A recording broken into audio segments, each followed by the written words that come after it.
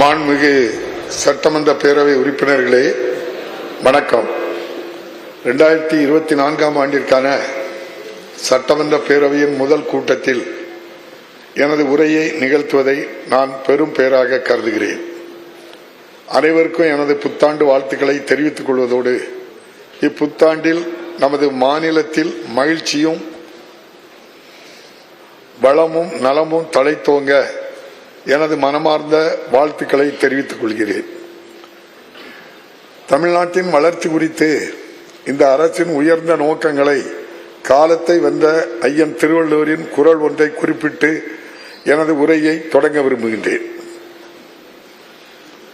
பிணியின்மை செல்வம், விளைவின்பம் ஏமம், அணி என்ப நாட்டில் இவை 5. மக்களுக்கு நோயற்ற வாழ்வு, விளைச்சல் மிகுதி, பொருளாதார வளம், இன்ப நிலை, உரிய பாதுகாப்பு ஆகிய 5ம் ஒரு நாட்டுக்கு அழகு.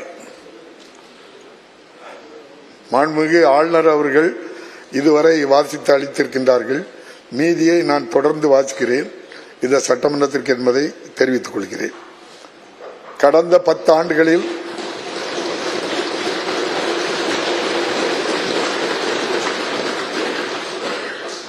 நமது நாட்டின் பொருளாதார வளர்ச்சியின் ஆற்றல் மையமாக தமிழ்நாடு உருவெடுத்துள்ளது. நாட்டின் நிலப்பரப்பில் 4%, மக்கள் தொகையில் 6% மட்டுமே கொண்டுள்ள நமது மாநிலம் இந்தியாவின் பொருளாதாரத்தில் 9%க்கும் அதிகமான பங்கினை அளிக்கிறது. 2022-23ஆம் ஆண்டின் வளர்ச்சியின்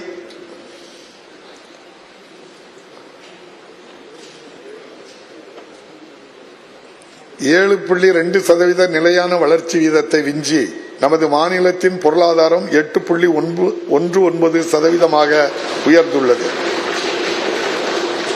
அதே வேளையில் சராசரி பணவீக்கத்தை பொறுத்தவரை 2022-23ஆம் ஆண்டில் நாட்டின் 6.65% பணவீக்கம்